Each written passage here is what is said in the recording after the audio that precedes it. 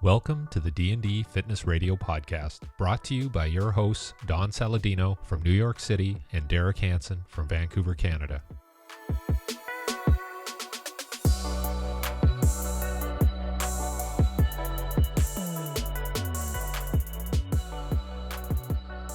Good, John. Good to have you back on. We wanted to do an update and just see what's new. I know you've moved from last time we spoke to you, you're Hawaii based, and now you're Southern California based, and I don't know if that makes a huge difference in terms of the activities and functions that you have, responsibilities, but I'm sure it does. A little bit more, would you say, in the action? Well, I'm about 23 miles away from that thing that's behind you there. So, yeah. So I noticed you got the border wall up there. Yeah. I'm a hell of a lot closer to the belly of the beast here in San Diego. There's a huge difference between Hawaii, where I previously was before this, and San Diego. But, there's a huge difference between San Diego and New York and Seattle and Omaha too. So, it all is what it is, right? And each DEA division is broken down to be effective in where they operate. Yeah. Does anything surprise you anymore? Like, you're a veteran here in the DEA, and like, is there anything where you wake up and you're like, oh, I've never seen that before? I guess 29 years. I am a veteran. I think in the NBA it's like 3 years, so I think I got them beat. So I'll tell you this. I think we spoke about this last time, but I'll reiterate. So when I was in the academy, that was in 1992, we had a drug ID class. And in that drug ID class, I specifically remember, because it was odd, that they brought up the drug fentanyl, right? And they showed us a picture of it, and they said it has medicinal use. So it's a Schedule II drug. It's used for operations and people that are in hospice care because it's so strong. And I distinctly remember the instructor saying, but don't worry, you'll never see this in your career. And spent maybe 30 seconds on it and went to the next thing, whatever it was, heroin or, black tar heroin or whatever.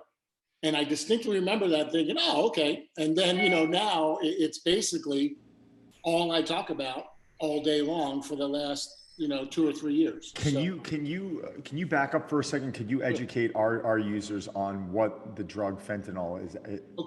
Actually is and what it does? Sure. So, it's gotten this boogeyman type of description now, right? It's like, if you look at fentanyl, it'll kill you. Here's the deal.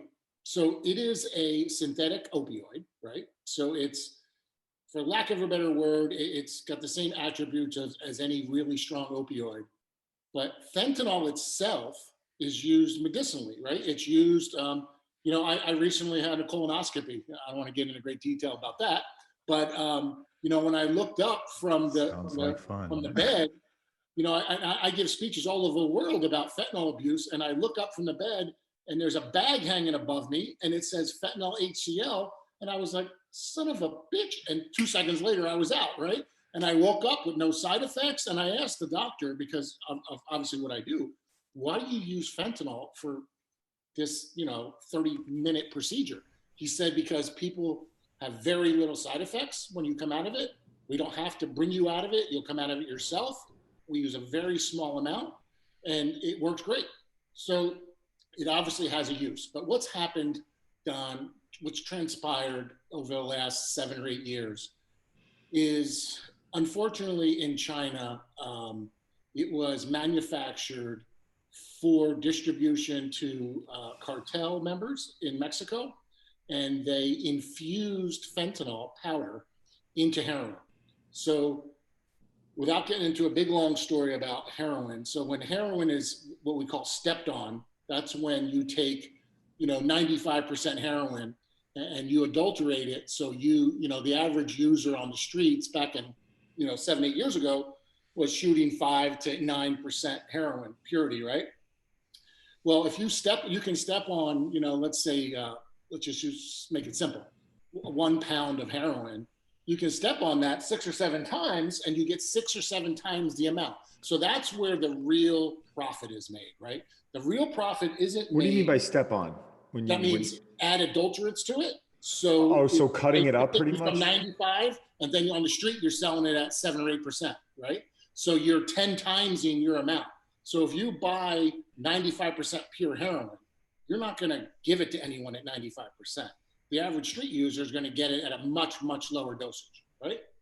So you're expanding, you're making your profits. So that's where the huge profit is made in the drug trade.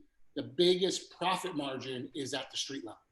Would someone die if they took heroin at a 95% purity? Is that just too much for the human body to handle? Yeah, you know, I'm not a doctor. I don't have an answer for you, but that would be a shock to the system, to say the least. I don't know if at 90% it would kill you. I suspect it would. But we have some professional heroin addicts out there. And the thing about heroin addiction is, you know, we have people that are bus drivers and doctors and police officers and, you know, garbage truck men and engineers who are heroin addicts. They're functioning heroin addicts. It's like a functioning alcoholic on Wall Street, right? The guy does a great job, or the lady does a great job for 9 hours a day and goes home and gets hammers themselves to sleep. Unbelievably, wakes up in the morning, has a couple pops, and goes into the office. The same thing is said for heroin addicts. There are functioning heroin addicts out there. But what happened in the last 4 or 5 years, the alarming part about fentanyl is heroin addicts who were taking heroin finally found a source of heroin, even though it's synthetic heroin, that actually got them high again. Because the average heroin addict is just getting by. They're not getting high again. They're not getting that orgasmic endorphin release anymore. That stopped 7, 8, 10 years ago. Now they're just dosing themselves so they don't get sick all day long, right? So what unfortunately happened in the heroin addiction world is fentanyl came out, and heroin was laced with fentanyl in Mexico with the cartels, brought up into the States, and people that were heroin addicts were like, wow, this is awesome. Some of them, as you see the numbers, 42,000 in 2019, died of it.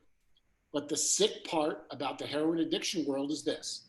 If Don is a heroin addict, and he's been a heroin addict for 10 years, and John's been a heroin addict for 2 years, you look at me as a rookie, right? You're like, oh yeah, you're a young pup. You've only been doing this for a little bit. So you see me score some new heroin, what's called on the street, which used to be called synthetica, which is synthetic heroin. If you see me shoot that and I die, this is the sickness. That tells you, as the 10-year veteran, whoa, that must be good shit. I should try some of that. Maybe I could get high. So you try it. But here's the problem, Don. You're a heroin addict. This is fentanyl. And it's 8 to 10 times stronger than morphine, and it kills you. And then your buddy has to bring you back to life with Narcan. That's where we are in 2021 is, you know, the Narcan is all over the place because it's fortunately saving hundreds of thousands of lives, not thousands of lives, hundreds of thousands of lives a year. So and then there's all kinds of analogs, Don, about fentanyl, right? There's carfentanil, which is 30 to 50 times stronger than morphine. But carfentanil has a use, and you would say, Jesus Christ, why would the US government allow carfentanil at all to be used in the United States? Well, here's what it's used for. Go to the zoo. When they want to put a rhinoceros sleepy time so they can do surgery, they're giving the rhinoceros carfentanil in very, very small amounts. But believe it or not, we have human beings sticking carfentanil in their arms. They're obviously dying. But it's that rush, right? It's that I may get high again. And I remember how awesome that was 10 years ago. So I have to have that again. You know, it's hard for us because we don't have that issue to appreciate that. But, you know, it's a sad, horrible life. But that's where they are. And I really, my heart really goes out to those folks. And we're doing the best we can to try to get as much fentanyl off the streets as we can. But really, it comes down to education. Hence why one of the reasons I'm doing this podcast right now is so you guys are doing a great job, and I really thank you for helping me educate people. Well, I mean, God, I just think there's so much, the general public isn't so, we're in the dark. I mean, you hear stories like this, it's jaw dropping because, I don't know. I've never been into drugs. I don't know what's going on in the streets. I live in a small town in the suburbs now. I'm not in New York City. I never had access to any of that stuff, but just to hear that, I mean, when you mention all those people who are functioning drug addicts, is there a percentage, is there a guesstimate on what percentage of the population is at least dabbling in this sort of thing? I mean, I would assume it's really low, or maybe it's higher than I would think. There are some anecdotal numbers out there. I want to say the number I heard most recently in the United States, I think was 250,000 to 350,000 heroin addicts. But when you look at our population, right, of 360 million people, obviously that's a very, very small number, but it's a systematic reoccurring number, right? So the same person who overdoses, I'll give you an example. When I was in Hawaii, when I first got there, I went to the best hospital in the state. And I went and met with the ER doctor. And fortunately, he was an ER doctor previously in New York. So he had seen a lot of overdoses. And I was talking to him, hey, what's the issue here? What's going on? Well, he's like, John, it's kind of like the same as I experienced in New York City. It's the same 20, 25 people that come in once every 2 weeks who are dead, who are brought back to life with Narcan, and now they're sitting in our emergency room, and it's over and over and over again, right? So that number, say 100,000, let's just use that number. But it's not like 100,000 and you tried it once and you never did it again. You're gonna consistently do it. It's part of your life. Think of it as you getting up in the morning, having a cup of coffee or having lunch. That's how systematic it is to these folks. It's part of their life. It's not like, back in the 80s or 90s when somebody would go out on a Friday night in Manhattan and do a couple lines of blow and that was it, right? That's not it. This is all of their life is about, we call it chasing the dragon, right? And I often say in interviews that, yeah, you chase the dragon, but every once in a while you catch the dragon and the dragon bites you on the ass. And that's where those numbers are now with our overdose deaths. So you feel like heroin is a much more, it's for a much more consistent user, where say cocaine might be something that's more of a party drug where people are going out once in a while, like you said, blowing a few lines, having a good time, letting their hair down. You're saying heroin is something that's probably in people's lifestyle more, like if someone's going to shoot up heroin on a Friday night, they're probably using it pretty regularly is what you're saying. Yes. The addiction rate of heroin is extremely high. Whereas crack was back in the day, right? Where crack was incredibly addictive. Methamphetamine is incredibly addictive. Heroin is right up there. And it's pretty prevalent. It's not hard to find in major cities, so people can do it. And, at the end of the day, it'll take everything you've got. It'll take all your money. It doesn't care if you're black or white or Chinese or a white guy or a purple guy. It doesn't matter your social strata. It doesn't matter if you're a billionaire in the Hamptons or you're a poor 17-year-old kid in Pueblo, New Mexico. It doesn't matter. It is the least racial or sexist thing in the world. It will attack anyone, anywhere, at any time. Right. I think, and I'm gonna punt to Derek in a second, but is there an order? This may sound ridiculous, but let me try and explain this correctly. Is there an order of importance when it comes down to the law with these drugs? Is the law looking at these drugs with a different, like some might be a slap on the hand, cocaine, if you're caught with a little bit of it, it might be a jail sentence. Is there an order in which the law are looking at, because in my eyes, like crack, heroin, coke, like they're all serious, meth, like these are all serious drugs, right? I mean, but is the law looking at it a little differently, where they're saying, all right, we're putting these in different orders of importance when it comes down to the law? Yeah, certainly. And that's a little bit of a complicated answer, and I'll try to do the best I can in a short period. So there's federal law, right, which supersedes and oversees all of the United States. And then there's 50 different states. And those 50 different states have different sentencing, They have different objectives on what they're trying to do, where some states have legalized marijuana, some states still have not. So that's just a case in point. I'm not using marijuana. But what we have is sentence structuring, and it depends on the drug that you are arrested for distributing or in possession of. And like you said, so heroin is what we call Schedule 1. So that means highly addictive and no medicinal use. Where fentanyl is stronger and more dangerous than heroin, but it's a Schedule 2. Why? Because there's a medicinal use. Highly addictive, but it's being used on a daily basis. Obviously, it was used on me in my surgery. So it's whatever that was, procedure. So yes and no.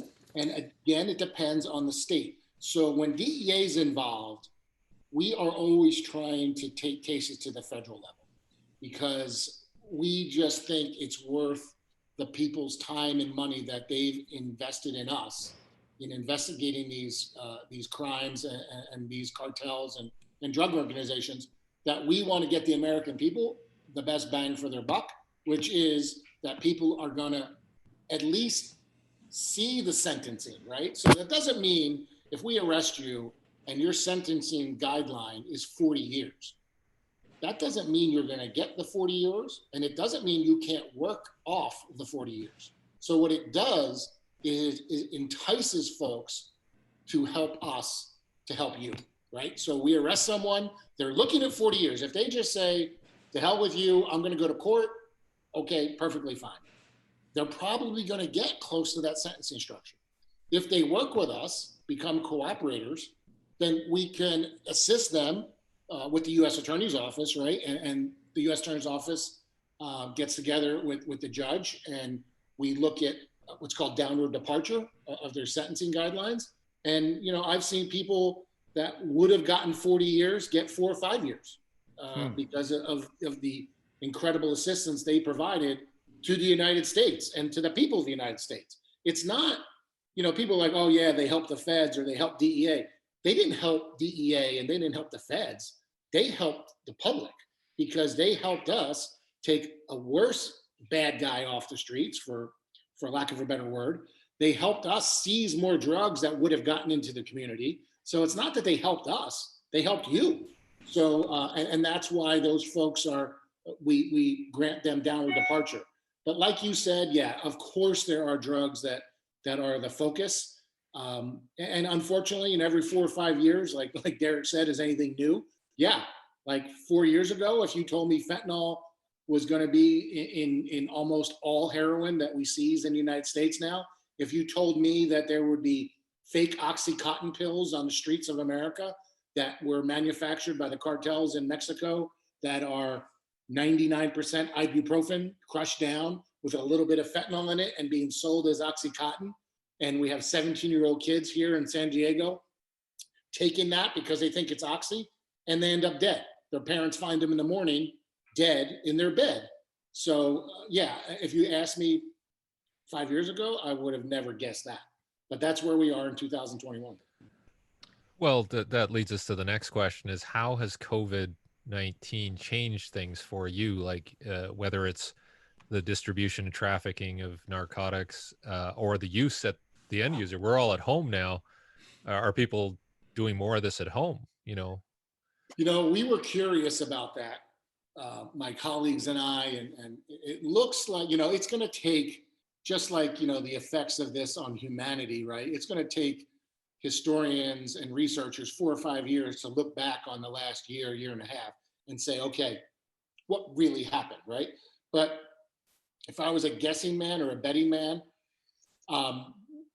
case in point, San Diego. In 2019, we had 150 overdose deaths attributed to opioids. In 2020, we just closed it out, so we know the numbers, it's 450. So that's 3 times more. Now, is that attributable to the stress of COVID-19? Is that attributable to people being out of work, people being depressed, et cetera, et cetera? Psychiatrists are telling us that's true, that's happening, that they're seeing more folks that are depressed, more folks with anxiety.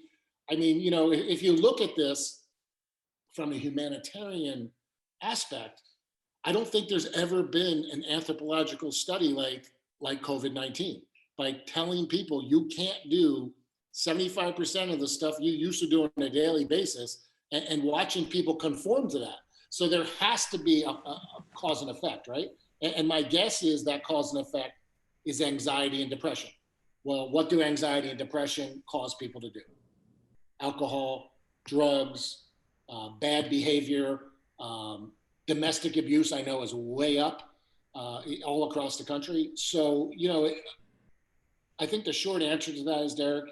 Again, I'm not a researcher or psychiatrist, but with my eyes, from what I see, yeah, I think COVID-19 has had an effect on the drug world, on the addiction world, on the overdose world. As far as trafficking and what we do on a daily basis, we've seen an uptick. Originally, so let's say March, we didn't see much of a change in March, April. Then we started to see in May and June and July, there was a supply and demand problem in the southwest side of the United States. And that was quickly fixed. And here's what we surmise happened. So if you look at our point of entry at San Ysidro here in San Diego, there's about, I want to say 10 or 11 lanes of traffic coming northbound. That is shut down right now. They're at about 3 or 4 lanes that are open right now. But here's the issue. If there were enough CBP officers for 10 lanes, but now there's only 3 lanes open, they didn't send those other folks that were working the 7 lanes home. Now there's that times amount of people working those 3 lanes. So more cars are getting stopped, more seizures are happening, more trucks are getting inspected. So what we've kind of seen is it's been going back and forth. It originally was more body carriers. You grab the 17-year-old kid, you throw 4 pounds of fentanyl in his backpack, and he tries to cross because he's got a crossing card. Oh, that was my question. I was saying, how's this stuff even getting in? Like, I can't go snowboarding in Canada right now. Like I can't get across with a passport. How the hell is the cartel getting this stuff across, Mexican borders? Like, it just doesn't make sense to me. I mean, over the last 10 months, air travel has been, regulated. Transportation has been regulated. They're obviously, drug dealers aren't really caring so much about, do I need to quarantine or not? I'm sure, right? I mean, but like, how is this stuff even traveling? So let me continue with that. So they kind of started with the low level one where, like I was saying, pedestrian crossings. Then they started to realize, oh shit, this isn't working. HSI, CBP are doing a great job. They're interviewing more people are getting stopped. So then they started kind of putting all of their bullets in one chamber, so to speak. And they would heavily load trailers, like a tractor trailer that would normally carry, let's say, 500 kilos, now would have 2,500 kilos in it. The thinking being, if we can just get it across, we're good. And we can satisfy that demand, right? In the United States. Then we started hitting them. So if you do a little Google search of largest seizures in DEA history, 2 of them were within a month of each other. So seizures, I'm sorry, when you're saying, because it's the second time that you said that. So it's seizures of heroin, methamphetamine, and fentanyl. So what they did is they put it all together. So we saw a huge uptick in what we call poly drug trafficking. That means folks that used to deal in meth now deal in meth, heroin, coke, fentanyl powder, fake Oxycontin pills. So in LA, in Ventura, they had a huge hit, the largest in LA history. And I would say a week before that, we had the second largest in San Diego's history. So that should tell you something, right? That means they got desperate. They started shoving everything in one truck and said, let's just go for it. So here's the deal, Don and Derek.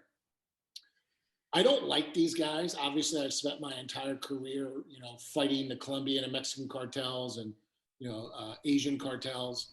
But here's the deal. You have to respect them. They are really, really good at what they do. So what they do is they look at a weak point. and they'll take advantage of it. They'll watch what we do. They'll read the affidavits that how we operate, and then they'll find a way around it. So what we've seen in the last 3 or 4 months, and I'm not giving any secrets, all you'd have to do is do your own investigations on this. It's out there in the open public. So they started these massive movements of tractor trailers. Then they started to see we were hitting those, so they started maritime. So they started taking speedboats and loading them up with heroin and driving in the middle of the night and landing them all up and down the southwest border beaches. So in San Diego, a case in point, I don't know if you've ever been to San Diego, but you know the pride of San Diego is the Hotel del Coronado. It's a beautiful 5-star hotel on Coronado Island. Coronado Island is famous because that's where SEALs Bud training is. So SEALs Bud training is about a half a mile south of Hotel del Coronado. We know for a fact that the cartel has landed at least 3 or 4 boats between Bud's training and the Hotel del Coronado, ran the boats ashore, illegal aliens jumped out of the boat and ran, and they were laden with heroin and coke and methamphetamine. So that's how brazen they got. I'm not sure if they knew where they were landing, because if they landed at about 7:30 in the morning when those guys were at the beach, there would have been a different story to tell. But we have witnesses who were people at the Hotel del Coronado said, I saw this boat land with no lights and a bunch of people with backpacks get out and run towards the street. That's crazy. That's obvious. And we found the boats, by the way. So this isn't fiction. They just left. They obviously just leave the boats there. I mean, these aren't Boston. Yeah, they've got these aren't Boston with the drugs. Yeah, these aren't Boston whalers either. These are probably 35 to 40 foot race boats, right? That are probably doing. What's that? No, we call them ponga boats. So they used to be used by the Colombians in the rivers of Colombia and Peru and the Amazon. So they're kind of long, cheap wooden boats with like 2 Evinrude 250s on it. So they can do 40, 50 knots. And they have no lights because they don't give a shit about lights, right? All they need to do is get north of the border and then run it up to the beach. Who cares what happens to the boat or the engines? And everybody jump off. And that's what they do. Now that sounds trivial and it sounds, that sounds like, the B team. Really? Because the B team just delivered $5 to $10 million worth of dope to the United States. So that's what I mean about they're really good at what they do. And then, there's the tunnels. I'm sure you've seen the news, right? We've seized 3 tunnels since I've been here. I've been here since January. The first tunnel was the longest tunnel in the history of tunnels that were found. The second tunnel, there was loads of dope on the US side that we found. And the third tunnel was highly, highly engineered, really well engineered. So, there's tunnels, there's people crossing with backpacks, there's 18-wheelers loaded with dope that used to have 100, now have 1,000. And then there's the maritime side. So, we work with our partners. Obviously, we work with HSI, we work with CBP. On the boat side, we've alerted the Coast Guard. The Coast Guard's aware of this, and we've interdicted and intercepted, some of those. I don't want to get into a lot of detail because there's ongoing investigations. But my point is, where there's a will, there's a way with the cartels. They're going to find a way to get it here. What about planes? Absolutely. Not only planes, they're using UAVs. So in east of me, so I cover from my northernmost office is in Carlsbad, and my southernmost east office is called Imperial County or Calexico. And that's right on the border of Calexico and Mexico. We've intercepted, I want to say, 7 or 8 UAVs that were laden with dope that they just flew across the border, and there would be a guy in a pickup truck, and it would, they would land it next to the pickup truck, leave the UAV, take the dope, and run. So I think we've intercepted 5 or 6 of those. If we've intercepted 5 or 6, there's been 500. So any way they can possibly do it, Don, they're going to do it because the profit margin is incredible. So yes, planes, but little tiny planes. It makes me think of that Tom Cruise movie. The one thing I wanted to ask too is, like, you're talking about big profit margins and smart people, And we always hear about now there's a new administration and we're going to do this with big pharma. And what about domestic, companies, and what are you guys doing in terms of making sure that they are doing the right thing in terms of distribution of things like Oxycontin and Yeah. aside from these external invaders? So again, that's cause and effect right there. So as an agency, I think, and I'm not saying this just because I work for DEA, I think we've done an incredible job on the companies. I know who you're talking about. You're talking about the Sackler family and Purdue Pharmacy and McKesson and Cardinal and all those other folks that paid fines for not knowing your customer and over distribution of opioids, et cetera. I think we have a handle on that now as an agency. Without getting into the politics, we advised a lot of people as an agency that this was going on, and you can research that. There was a great piece on 60 Minutes about DEA and Big Pharma, and it was very well laid out in there, what we proposed, what we saw, and the folks that would pull the trigger on that chose not to. And I'll just leave it at that. And then at the end of the day, there was a lot of finger pointing like, oh, how come this wasn't addressed? We did address it. Folks just chose not to look in that direction, okay? So, you can talk about lobbyists, you can talk about influence on the Hill, et cetera, et cetera. And at best, those folks in the legislature, in the state and federal side, weren't educated on what was going on, and at worst, they were taking a blind eye. But history will tell, what that was. The Sackler family was indicted. I think you're aware of that. Purdue Pharmacy was devastated with fines in the billions of dollars. A lot of companies were fined. I think what you see now, again, and I use this all the time. Newton's third law. Every action, there's an opposite equal reaction. So our action was shutting down the opioid distribution, which was outrageous, right? In the late 90s into the 2015s, 2016s. By doing that, we created a market for the cartels who saw that, these Americans, they're heroin addicts, but they don't want to stick a needle in their arm. Instead, they want to take a pretty pill called Oxycontin, right? So that's your tennis mom, right? In the suburbs of Texas or in the suburbs of Los Angeles, who, broke her ankle and her doctor gave her 90 Norco, and she took 30 of them, in a 4 or 5 day period. And lo and behold, guess what? She turned into a heroin addict. So when her doctor shuts her off and says, you don't need it anymore, what does she do? She goes to the street. Originally, she went to the street for heroin, but the cartels know, hey man, people don't want to stick a needle in their arm, because if you stick a needle in your arm, you're admitting what? You're admitting I'm a heroin addict, right? But by taking a pretty pill, I'm not a heroin addict. I have a pill issue, right? Which I used to hear at parties. I'm sure you've heard that, right, Don, in the Hamptons or in New York, or I heard it in Hollywood and LA all the time. I'm out of that game, man. I don't hear anything anymore. He has a pill issue. I was always like, what the hell does that mean? Yeah. So now I know what it means, right? I was ignorant at the time. But anyway, long story short, they have filled this void with what we call M30s, which is fake oxy.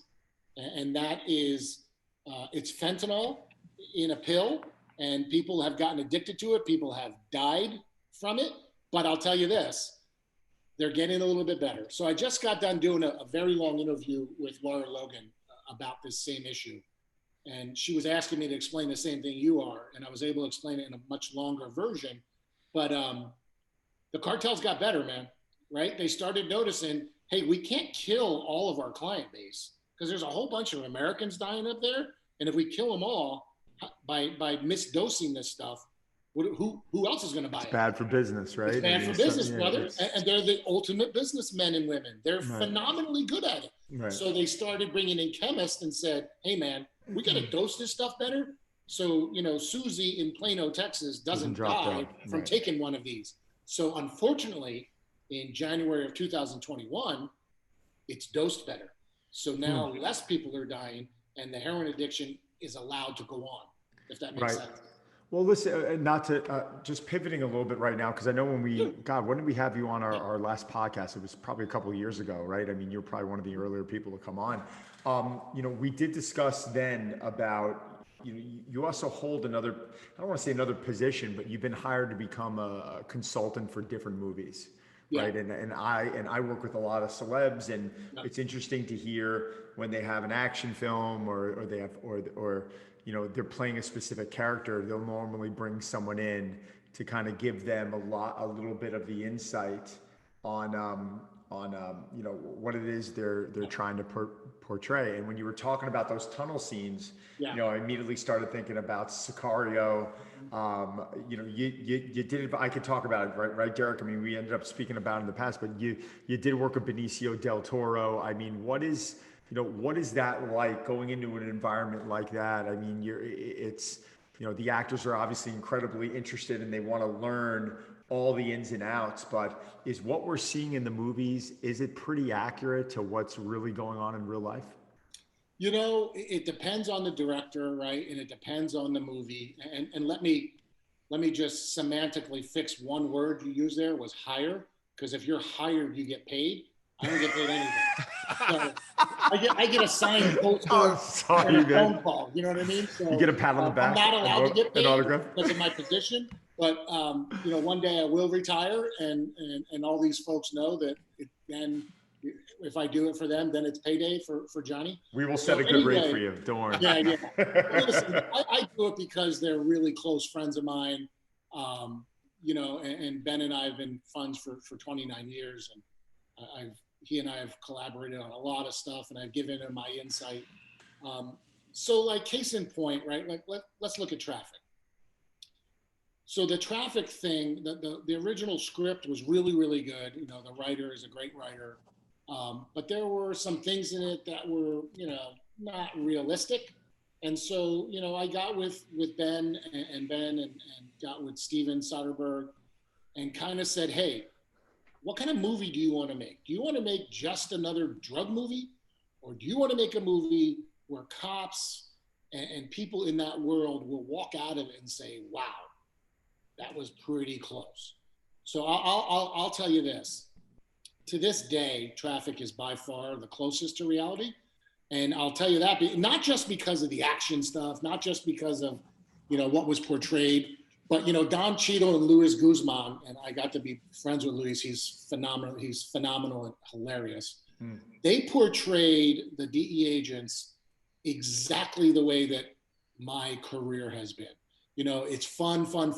And then instantly, you get paid for that 1% of extreme danger, right? But the rest of it, most of us are in this to have fun and, bust each other's balls. And you see that there's a great scene of them in a van where they're making fun of each other, and that's the camaraderie that people don't understand about law enforcement.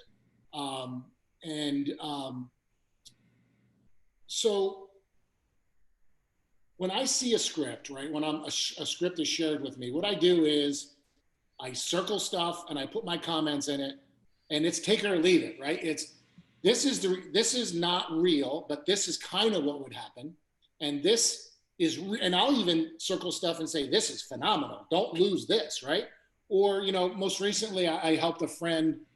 So Ben did a movie called Escobar Lost, and it was directed by Andrea Di Stefano, and Ben introduced me to Andrea, and he was doing a couple of movies. And he and I, spent many, many hours together talking in person, having coffee and talking about certain scripts. And he just released a movie called The Informer. And I helped Andrea with that. And, I'll leave it up to him to tell you how much I helped, but it was significant. And I worked with, Rosamund and Common and on their roles and the reality of it. I thought they did a decent job with The Informer. The studio always gets involved, right? And they want to blow shit up, and there has to be a romance and all that stuff. And I understand that. And I tell folks that I work with, listen, I get it. If you want to make a realistic, super realistic movie about DEA, and you're gonna have to spend, you know, 6 or 7 hours in a car watching a door with nothing happening and somebody peeing into a Coke bottle because that's reality. But nobody wants to see that shit on TV, right? Or in a movie. So there's the real world, and then there's the Hollywood world. And I think nowadays they're doing a really good job of trying to be more realistic. But I'll say this. So people ask me this all the time because they find out that I do this stuff. So what's the most realistic movie ever? I thought Sicario was very well done, especially the ending. Ben and I talked about that several times. Would he really kill the whole family or not? And you saw the way that ended up. But there's a TV show that is incredible. And I tell people, if you want to understand drug trafficking in the streets, there was a show in the 2000s called The Wire on HBO. It was I remember phenomenal. I would watch that and be like, who in the hell TA'd this? Because they gave them everything.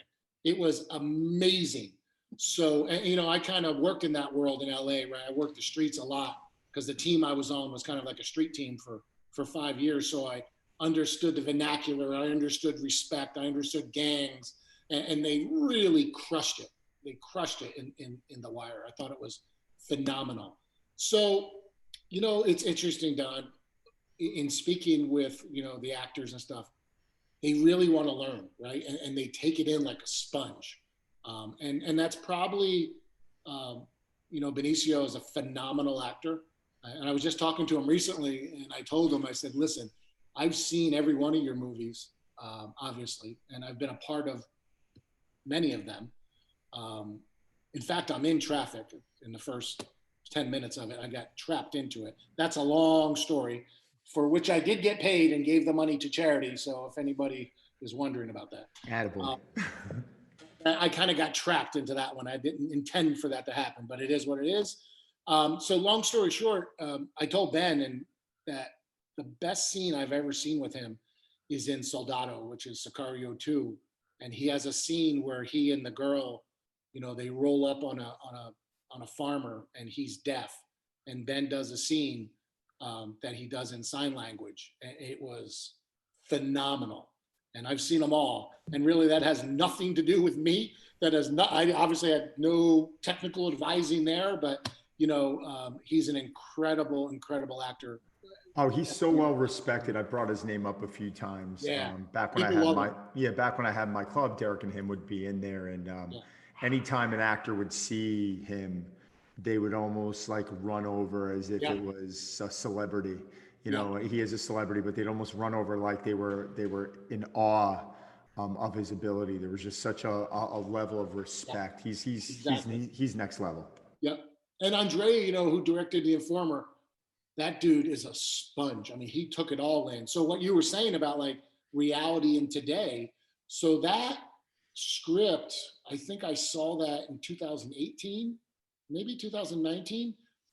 And I gave him the idea of using fentanyl. And he's like, what the hell was fentanyl? Like you did, right? What the hell? Why would we do that? The studio's not going to understand that. I'm like, yeah, but by 2019 or 20, when you release this, I promise you they're going to understand it. So he called me when it came out. He's like, how, terrible, but how incredible is this that fentanyl is everything everybody's talking about? And our movie talks about fentanyl. I'm like, well, yeah, kind of told you so, but there you go. So, again, I got a signed poster. It's great. Yeah, I didn't get a signed poster. You should. I don't know if you've seen that movie, Don. It's sneaky good, The Informer, and I just saw it. The Informer, I did not see. No, I did not see check it that out. movie. Yeah. Clive is great, and I know Clive from before. He's a phenomenal actor, and Rosamund she did a great job as the FBI agent. Awesome. All right. So, Derek, go next. Sorry. I saw The Informer basically because we were stuck at home, and I'm like, look at this movie, right? And I saw John in the credits as well. So, and I know he had sent me some photos before with Clive Owen, so that was kind of cool for that all to come together. But yeah. I could have just talked about movies today. I mean, the first part of the podcast no, but it was incredibly interesting because obviously my education on what's going on in the world with this sort of thing. I mean, we might hear, and we don't even hear much in the news about drug busts, or at least I haven't heard anything in the last year. I mean, there's other things going on. COVID 24/7. Yeah, exactly. But to actually hear it, to hear, what's going on, how this stuff. I mean, you think during COVID, like how the hell are drugs getting in? It's probably these guys are figuring out a way to do it. But the movie aspect of it is also fun because I mean, I think that's really what it comes down to. You go to a film, and I'm always leaving a film like, I wonder if that's real. It's like, yeah. Did that really happen? I mean, it's pretty remarkable. Yeah, sometimes fiction is stranger than truth, right? And you see something like, oh, that can't happen. And then it really, things in the real world are even worse. So, right. Yeah. Hey, I want to comment on something, Don. I heard you talking, and I want to give you props. Led Zeppelin 4 is the greatest album of all time. And Led Zeppelin is the greatest band of all time. It's get that dude out of your gym. Thank you. I appreciate it. It's just, I mean, Derek and I have been on a huge music kick lately. I mean, to be honest with you, Derek, I feel like our content's a lot better with music than with fitness. Maybe you could back up some Stairway to Heaven on this. That's apropos for talking about drugs. I was laughing today. So I dropped my daughter at school, and I had to stop and get gas. And I live 5 minutes from the gas station, and I turn on the radio. I'm in the gas station, Stairway to Heaven's playing, and I remember driving off and saying, I wonder if I'm going to get home before this song's over. Yeah. And every moment the song goes by, it gets better and better and better and better. And Derek and I, what's that? Yeah. What's that? It's like a play. It's 3 parts. It's unbelievable. Awesome. But like Derek is getting me obsessed with vinyl records now. So I'm gonna. Yeah. I told my wife already, I'm opening this barn in my backyard, and I think I'm going to put a vinyl record player out there, and I'm just going to have on display all these vinyl records, and I just might play vinyls out there. I think it might be just cool to do. Well, it's funny you say that because this year, my wife, I don't know if this was, she did it as a plan with Ben, but she bought me a really high-end turntable. I have the Sonos system, so she bought me this really high-end turntable, and lo and behold, 5 FedEx boxes show up from Ben. And he had sent me, 50 albums of the greatest, rock hits of all time. So, that's amazing. Yeah, I'm into it too. And I've cracked I can see them from here. I've cracked about 1/3 of them. So that's special. It's Christmas, man. It's just memory lane. It's just memory lane. Yeah. It's awesome. Floyd, Steely Dan. Oh my God. Yeah. Unbelievable. That's all the music that I love. So, all right. Well, listen, John, thank you so much. I would tell everyone to check you out on social media, but I know you have gone under the table here, so I don't want anyone to think that. And John, you do not have an Instagram page, right? I'm just curious. No, I don't, but my office does. So it's on Twitter, it's DEA San Diego, and you can follow a lot of the stuff that we do there. I have a public information officer who is a tweeting fiend. She's phenomenal at it, and she keeps us, in 2021. And I'll send you some of the excerpts, some of the press releases. From I'd love to see it. I would love to see it. Thank you. The numbers are shocking. Thank you. Yeah. Derek, well, thank you. Yeah. And once John's retired and he's running his own business, we'll have him back on, and we can jump back into the movies again. Oh, that'll be fun. Absolutely. Yeah. I would love, when this is all over, I'd love to come see you in New York, man. I miss New York so much. I look at it on my wife's Instagram page, and I just miss it so much. Well, you know what? I kind of miss it too. I'm out in Long Island right now, and where I used to be in the city 6 days a week. Now I've been in the city, I think 9 times in the last 10 months. So, hopefully everything comes back to normal soon. But John Callery, Derek Hansen, my podcast partner today. Thank you, D. You're the best. And John, see you soon, bud. Hey, Thanks a lot, John. Be safe. Thanks, guys. Thanks, D. Take care. Take care, man.